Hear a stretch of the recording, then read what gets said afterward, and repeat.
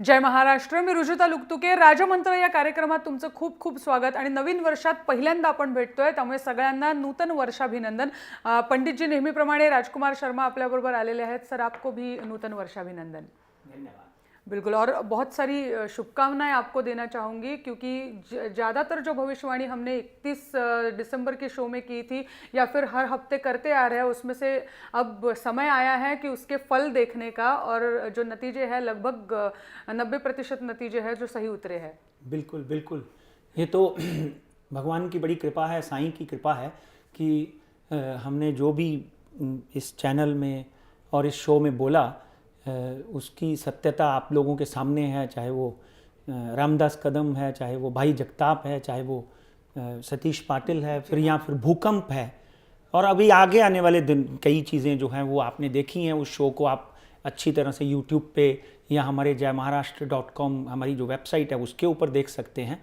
और उस शो की एक इम्पॉर्टेंस ये रही कि लोगों ने हमारे चैनल से मंगवा कर उसके लिंक्स जो हैं उसको बार बार देखा, और शायद वापस कल शायद वापस रिपीट करने वाले हैं, ऐसा मुझे पता चला है कि 1 बजे वो जो 2016 राजमंत्र विशेष था, कल शायद वापस रिपीट करें, ऐसा ही कुछ मुझे खबर मिली है. बिल्कुल. तो और उसमें से एक जो आपने भविष्यवाणी की थी, भाई जगताप जीतेंगे, इस बारे में जो भविष्यवाणी कही थी, कुछ राजकीय विशेषज्ञ है वो कह रहे थे कि ऐसा कैसे हो सकता है, लेकिन फिर वैसे हुआ जैसा आप कह रहे थे. देखिए, भाई जगताप की जब हम कुंडली का अध्ययन करते हैं तो 12 नवंबर से उनके ऊपर जो महादशा चल रही है वो बहुत ही सुंदर है. राजयोग का निर्माण हुआ है उनकी कुंडली में, और आगे आने वाले दिनों में अभी तो देखिए यहाँ पर उनके सामने जो व्यक्ति खड़ा था प्रसाद लाड, वो डेफिनेटली बहुत दिग्गज है और महाड़ा के बहुत बड़े अधिकारी भी रहे हैं, और उनको बड़ी बड़ी पार्टियों का पाठिंबा भी था.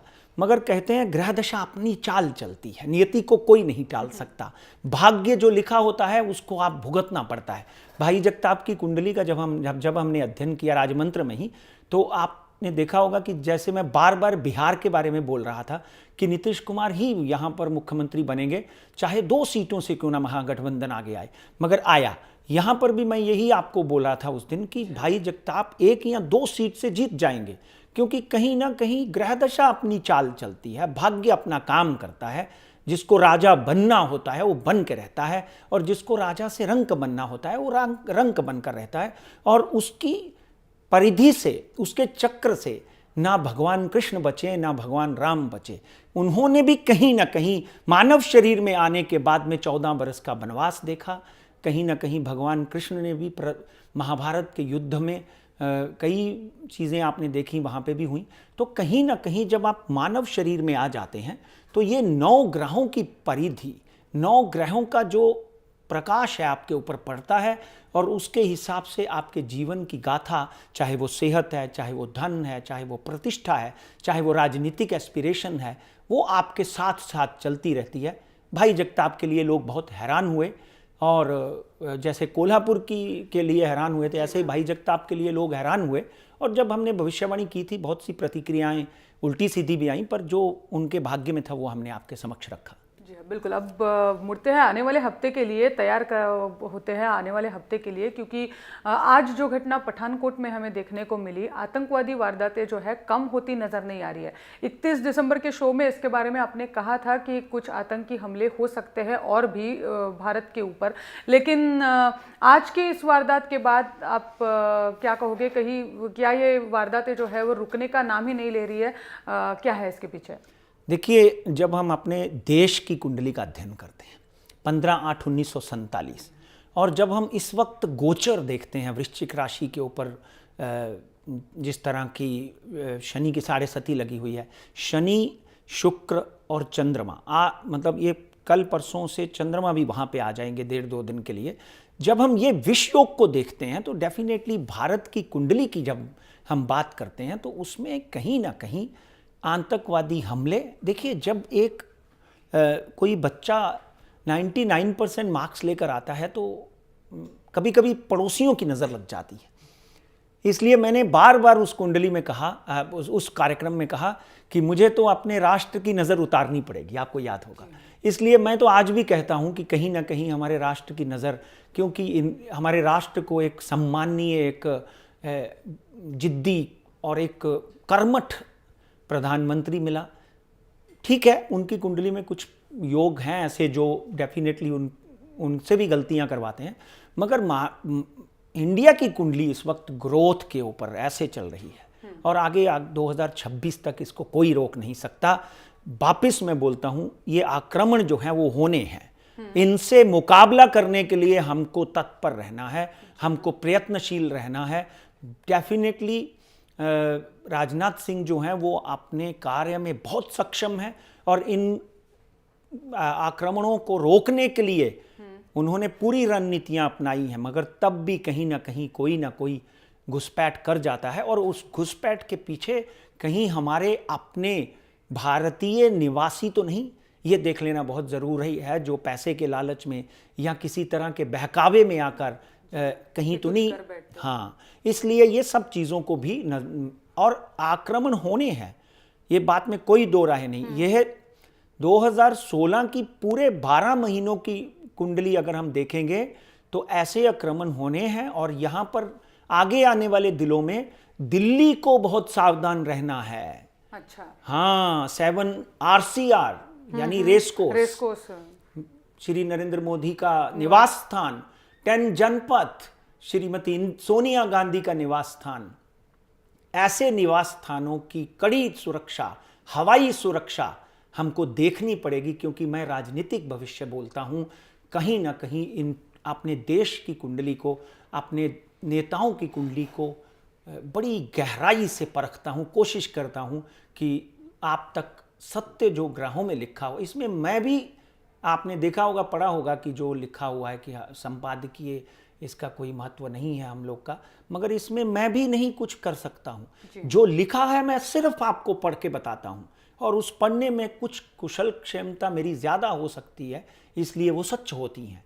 अपने को आक्रमणी कार्यों से बचकर रहना है और ऐसे आक्रमण, ये मुद्दा रहा अंदरूनी सुरक्षा का मुद्दा, जिसके ऊपर हमें ज़्यादा अमल करना होगा आने वाले कुछ दिनों में। लेकिन साथ ही में जब कभी ऐसे आतंकवादी हमले होते हैं तो पहला परिणाम जो दिखाई देता है भारत पाक संबंध में, हाँ।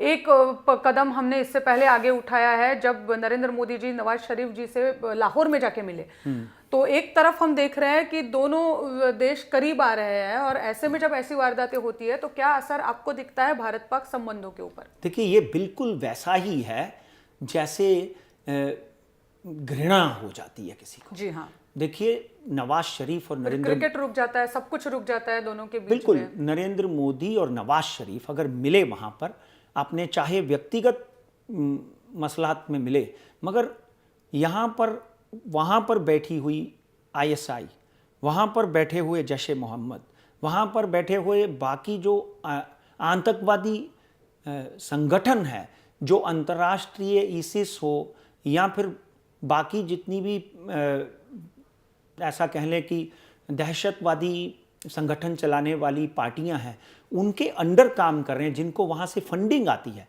वो लोग कभी नहीं चाहेंगे कि भारत और पाकिस्तान के रिश्ते सुधरें।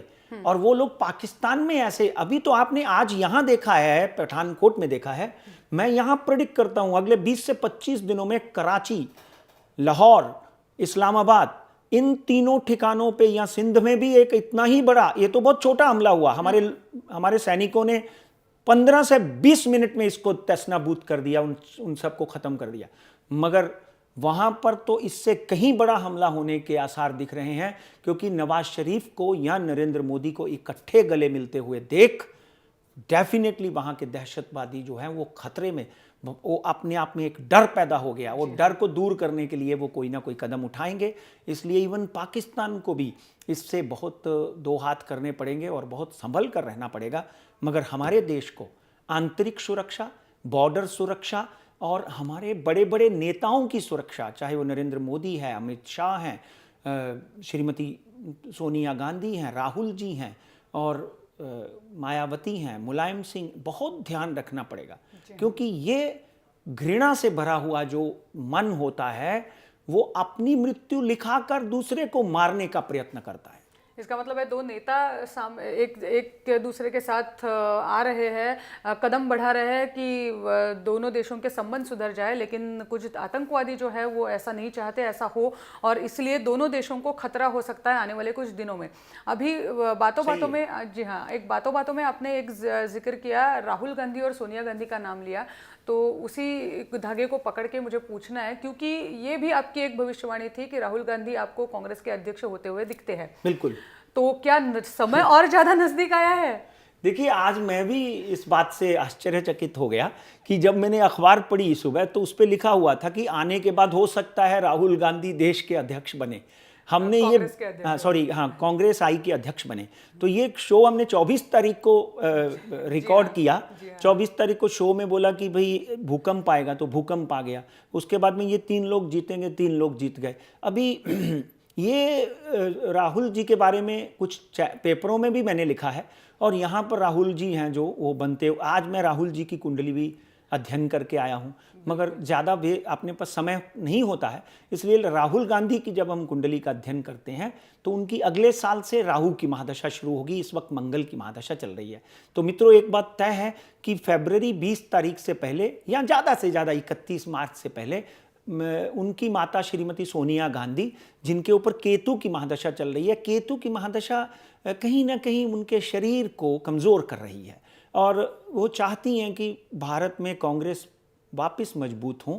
और उसके लिए श्रीमती सोनिया गांधी जो हमारे देश की पुत्र वधू है, मैं ये कहूँगा कि वो चाहे इटालियन है, उनका आभार प्रकट करता हूँ कि उन्होंने इस देश में एक संगठन, इस संगठन को राष्ट्र की सेवा के लिए मजबूत किया, अकेली होने के बावजूद भी। पहले सास मर गई, फिर पति मर गया, मगर उसके बावजूद भी इन कुर्बानियों के बाद, ये 2 कुर्बानियाँ कितनी बड़ी गांधी फैमिली की हैं, इन कुर्बानियों के बाद उन्होंने देश को संगठित किया, सत्ता में आई। राहुल जी की बात करें तो राहुल जी अगले 40 से 60 दिनों में मुझे कांग्रेस आई के अध्यक्ष बनते हुए दिखाई देते हैं, और सक्षम। ये नहीं आप सोचिए, लोग बोलते हैं कि वो तो बात नहीं करनी आती उनको ये, अरे इंदिरा जी की कुंडली पढ़िए, इंदिरा जी की बायोपिक देखिए। उनको लोग गूंगी गुड़िया कहते थे। जब वो चमकी, जब वो बात करने लगी तो पूरा विश्व उनका लोहा मानने लग गया। आप यही लड़के को एक दिन देखेंगे कि पूरा देश, पूरा विश्व इसका लोहा मानेगा। मैं किसी के बारे में व्यक्तिगत फेवर नहीं करता, ये आपने देखा है। जो होता है उसके वो आपके समक्ष रखता हूं।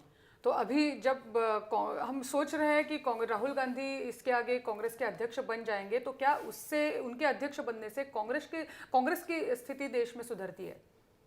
कांग्रेस की स्थिति तो कांग्रेस आई की कुंडली हमने देखी, बीजेपी की कुंडली देखी।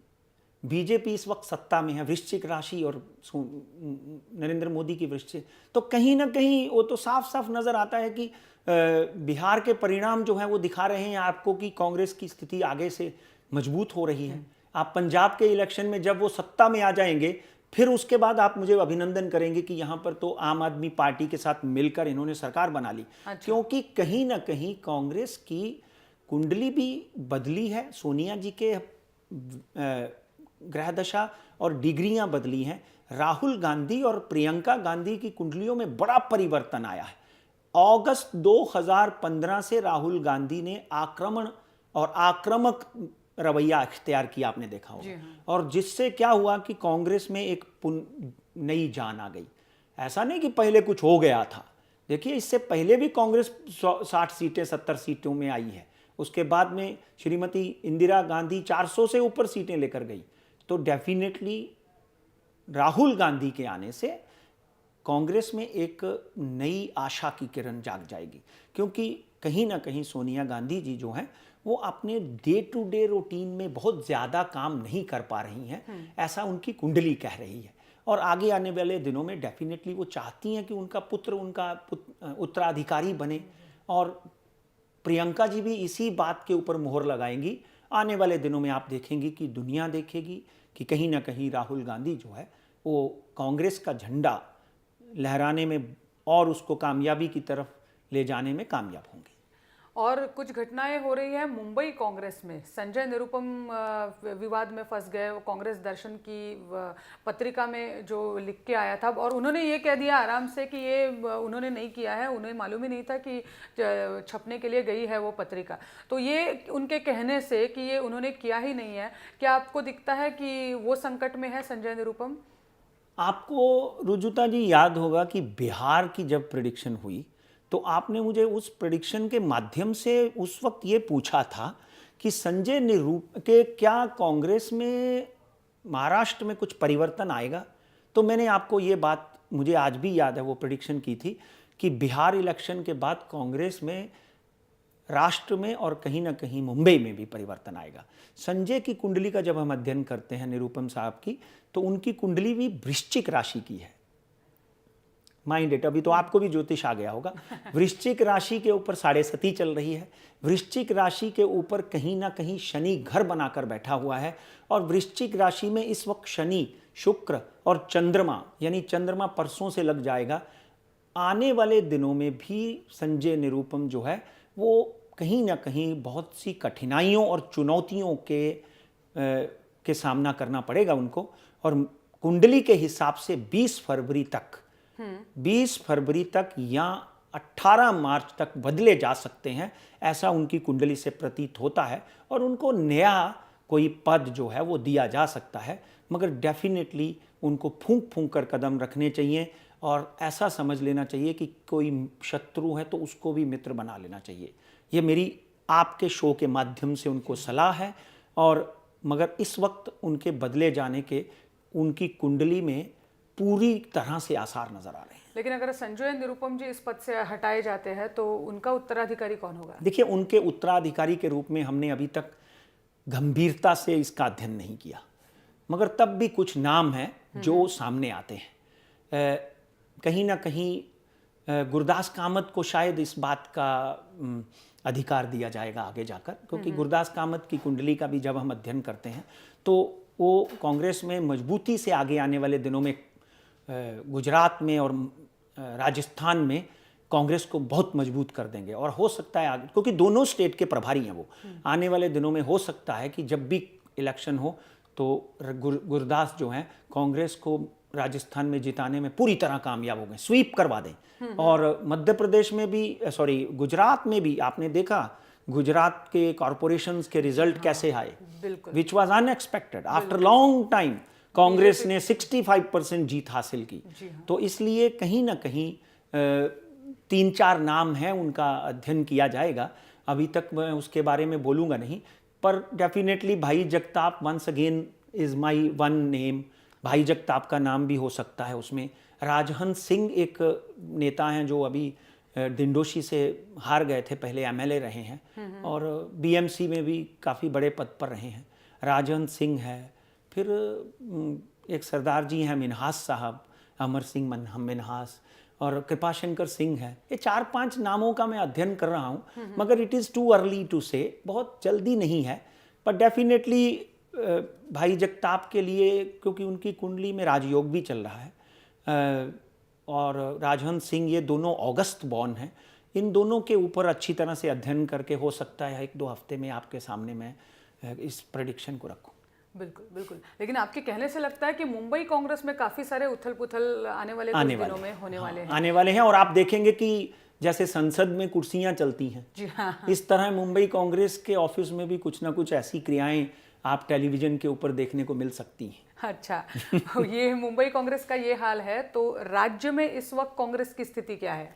देखिए, राज्य की बात आप जब करते हैं तो फिर पूरा महाराष्ट्र आ जाता है। जी हाँ। राज्य में अशोक चव्हाण जो है वो कोशिश कर रहे हैं कि कांग्रेस को पुनर्जीवित कर लें। बिल्कुल। और कहीं ना कहीं राधा किशन विखे पाटिल, देखिए जब हम राधा किशन विखे पाटिल की कुंडली का अध्ययन करते हैं तो राजमंत्र के दर्शकों से एक बात समझ में ले लेनी चाहिए कि राधा किशन विखे पाटिल पहले भी मुख्यमंत्री पद के दावेदार रहे हैं और आज भी उनकी कुंडली में आप देखिए कांग्रेस बुरी तरह से विधानसभा के इलेक्शंस में हारी। राधा किशन विखे पाटिल सबसे ज्यादा वोटों से जीतने वाला कैंडिडेट था आपने देखा होगा, सबसे ज्यादा वोटों से। मेरा कोई व्यक्तिगत संबंध किसी से नहीं है, तब भी अशोक चौहान की कुंडली और राधा किशन विखे पाटिल की कुंडली का जब हम अध्ययन करते हैं तो कांग्रेस में एक बहुत बड़ा परिवर्तन 19 अप्रैल 2016 के बाद आएगा, जिससे कांग्रेस वापस, क्योंकि ये कांग्रेस की स्टेट रही है हमेशा। यहाँ पे कांग्रेस के अलावा जितनी भी पार्टियां आई वो 5 साल पूरा नहीं कर पाई, आपने देखा होगा। शिवसेना, अभी भारतीय जनता पार्टी भी है, तो कहीं ना कहीं कांग्रेस की सत्ता रही यहाँ पर इतने सालों से।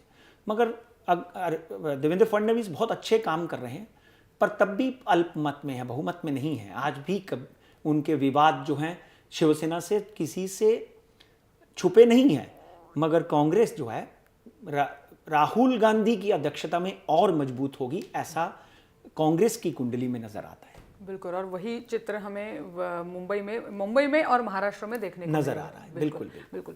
थोड़ा आगे बढ़ते हैं, इसलिए क्योंकि हमारे दर्शक जो है हमेशा राह देखते हैं कि हम कब शेयर मार्केट के बारे में, और पंडित जी शेयर मार्केट के बारे में क्या कहेंगे।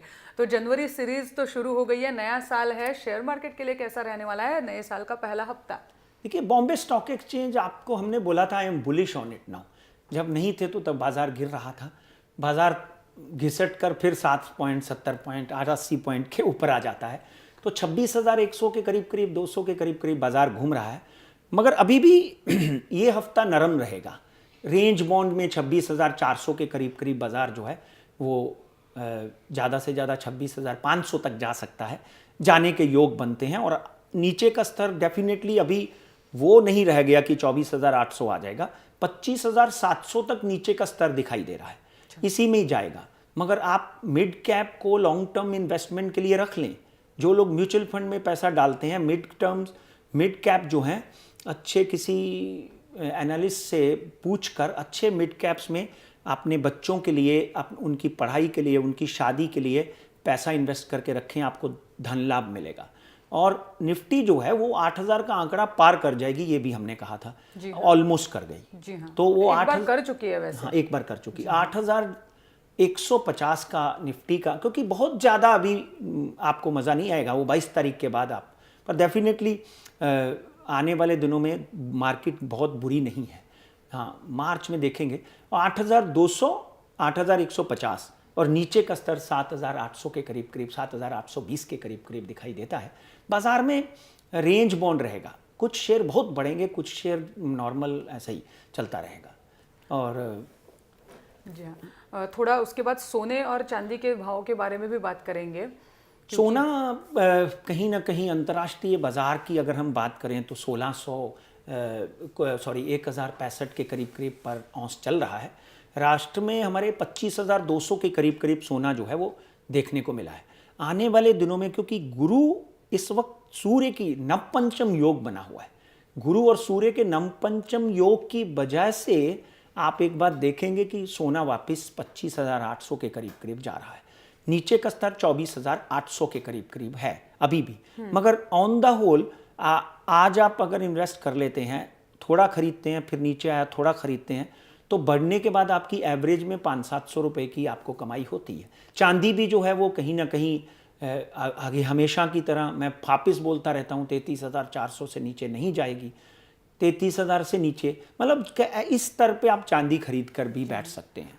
तो क्या आने वाले समय में हमें कमोडिटीज में भी पैसे कमाने के मौके मिलेंगे? और तेल बहुत इंपॉर्टेंट। जी हाँ। जैसे अभी शनि अभी भी उसमें वृश्चिक राशि में है, आप किस तरह, देखिए आपने देखा कि हम हमेशा बार बार कह रहे थे, कुछ लोग बोले थे $20 से नीचे तेल चला जाएगा। नहीं, हलवा नहीं है ये। $37 पे आ गया है तेल, 2,500 के करीब करीब पर बैरल टच कर गया है। लोग कई चैनलों के माध्यम से कि ये तो जी 2,000 से नीचे हो जाएगा, तेल में कमाने के अच्छे मौके मिलेंगे आपको। फिर मैं बोलता हूँ, आप $32-33 तेल देखो, 2,300 के नीचे देखो, तो park your money there, you can make आराम से 200-400 रुपया पर बैरल आप कमा सकते हैं। मगर आपसे अनुरोध है कि ये जो हमारी भविष्यवाणियाँ हैं ये ग्रहों के ऊपर आधारित है। इसका जय महाराष्ट्र या पंडित राजकुमार शर्मा या राजमंत्र की टीम किसी भी तरह इसके लिए जिम्मेदार नहीं हैं। आप डेफिनेटली इन्वेस्टमेंट करें, आपको पैसा कमाने को मिले, ये हमारी आपसे शुभ इच्छा है। और डेफिनेटली आप कमाते हैं, आपके हमको ईमेल भी आते हैं। हाँ, हमारी वेबसाइट के ऊपर डेफिनेटली अगर आप जाते हैं तो वहाँ पे हमारा एक एस्ट्रो फाइनेंस क्लब भी है, उसमें आप रजिस्ट्रेशन करवा सकते हैं। यहाँ पे आप स्क्रिप्ट वाइज भी आपको कुछ सजेशन मिल सकती हैं। मगर एक बात पक्की है कि definitely I am bullish on commodity and Indian market as well. Yes. बिल्कुल बिल्कुल पंडित जी, हमेशा की तरह हमने कई सारे मुद्दे थे जिनके ऊपर बात करने की और आपकी भविष्यवाणी उनके ऊपर लेने की कोशिश करी। अभी जो है हमारा समय समाप्त हुआ है, तो इस हफ्ते में यहीं पे रुकेंगे हम लोग, लेकिन असेच काही नवीन मुद्दे, असेच काही नवीन विषय घेऊन पुढच्या शनिवारी आपण जरूर भेटणार आहोत राजमंत्रमध्ये। आज इथेच थांबतोय। तुम्ही पाहत रहा जय महाराष्ट्र, थेट अचूक बिनधास्त।